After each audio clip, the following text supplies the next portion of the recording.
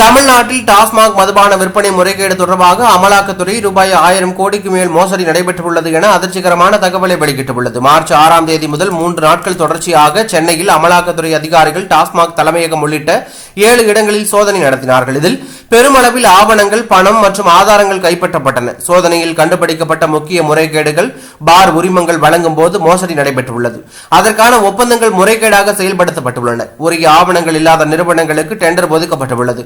மதுபான பாட்டில்களுக்கு ரூபாய் 10 முதல் 30 வரை கூடுதல் கட்டணம் வசூலிக்கப்பட்டுள்ளது. டாஸ்மாக் உயர் அதிகாரிகள் மற்றும் மதுபான நிறுவனங்களுக்கு இடையே நேரடி தொடர்பு இருந்ததற்கான ஆதாரம் மீட்கப்பட்டது.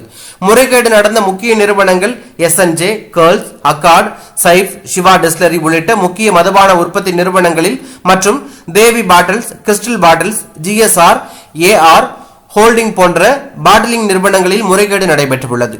அமலாக்கத்துறை அதிகாரிகளின் அடிப்படையில் இந்த மோசடியில் சம்பந்தப்பட்டவர்களை எதிர்த்து கடுமையான நடவடிக்கை எடுக்கப்படும் என கூறப்பட்டுள்ளது. அரசியல் வட்டாரத்தில் பரபரப்பையும் அதிர்ச்சியும் ஏற்படுத்தியுள்ளது.